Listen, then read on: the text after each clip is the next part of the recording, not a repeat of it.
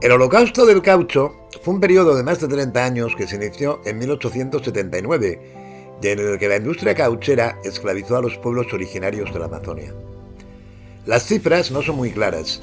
Algunos hablan de 100.000 y otros de 50.000 habitantes que se estima llegaron a existir en aquella zona en aquella época. Lo cierto es que hoy solo sobreviven menos de 4.000.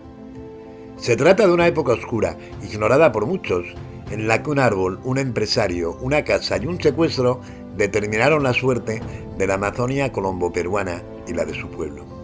En toda esta selva no hay ni un palo sano, están llenos de nudos, por donde usted va, a 2 o 3 o 4 kilómetros allá los ve. Me cuenta el cacique Calioto Cuiriu, mientras caminamos por la selva cerca de su casa, ubicada en la vereda de Puerto Millán. Se refiere a los árboles de caucho que han crecido silvestres desde hace siglos en la Amazonia. También se les conoce como los árboles que lloran, porque cuando se les hace un corte lineal a su tronco, este deja salir gotas de un líquido lechoso y blanco.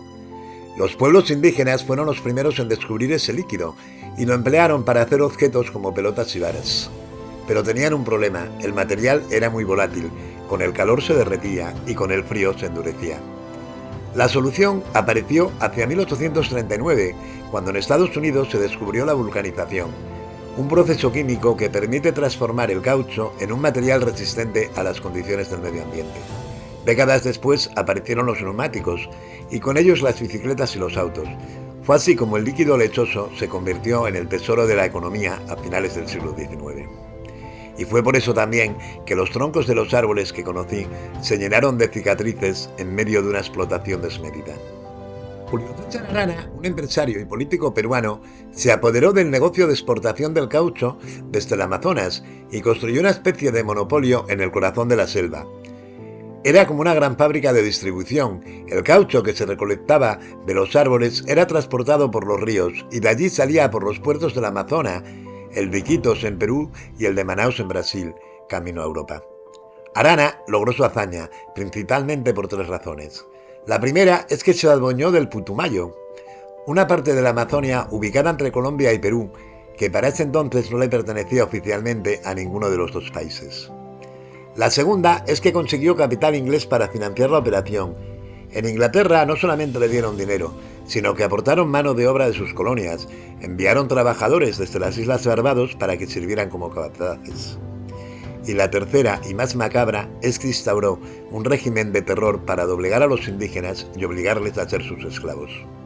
El negocio de Arana dependía completamente del trabajo de los indígenas, porque los árboles de caucho estaban regados a lo largo y ancho de la selva, y eran los indígenas quienes podían atravesarla sin perderse y sin morir por las condiciones climáticas o los peligros que representaban algunas plantas y animales. La Casa Arana fue uno de los principales centros de acopio de caucho y estaba ubicada a orillas del río Igara, Paraná, en La Chorrera. Esa era la plazoleta donde llegaban los indígenas de diferentes partes de aquí de la selva, el día que se pesaba la carga, día de embarque también. Me cuenta Edwin Petelle, indígena bora con quien recorrí el lugar.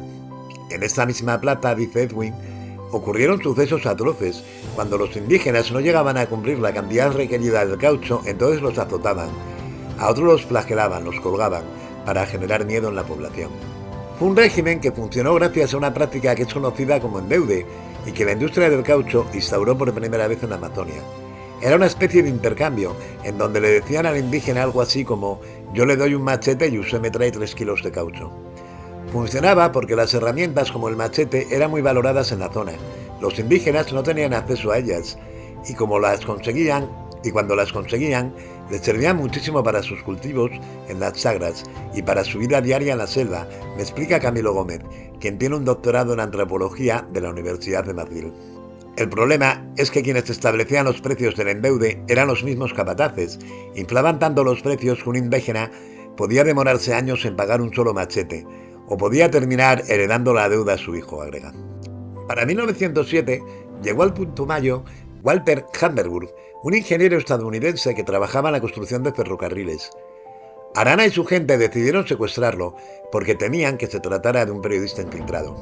Estaban equivocados, pero igualmente no pudieron evitar que Hammerburg se convirtiera en el primer testigo que documentó la crueldad que imperaba allí, porque cuando logró salir de allí decidió contarlo todo. Hardenburg publicó varios artículos en una revista londinense llamada Truth, y en 1912 publicó un libro llamado El paraíso del diablo. En este libro contaban, entre otras cosas, los indígenas pacíficos del Putumayo son obligados a trabajar día y noche en la extracción del caucho, sin la menor remuneración, salvo los alimentos necesarios para mantenerse con vida. Se les despoja de sus cosechas, de sus esposas e hijos para satisfacer la voracidad, lujuria y avaricia de esa empresa y sus empleados, que viven de su comida y violan a sus mujeres. Son azotados inhumanamente hasta que sus huesos quedan expuestos y grandes llagas en carne viva los cubren. No se les da tratamiento médico, sino que se les deja morir comidos por gusanos, cuando no sirven de alimento a los perros de los caciques. Son castrados, mutilados, y les cortan las orejas, los dedos, los brazos y las piernas. Son torturados con fuego y agua y atados, crucificados cabeza abajo. El escándalo obligó al gobierno británico a tomar medidas en el asunto, y así decidió enviar a la Amazonia al diplomático Roger Casement. En 1910, este viajó con un grupo de personas en una expedición que duró 3 meses. A su regreso a Inglaterra, Casement entregó un informe que confirmó todo lo escrito por Hardenburg.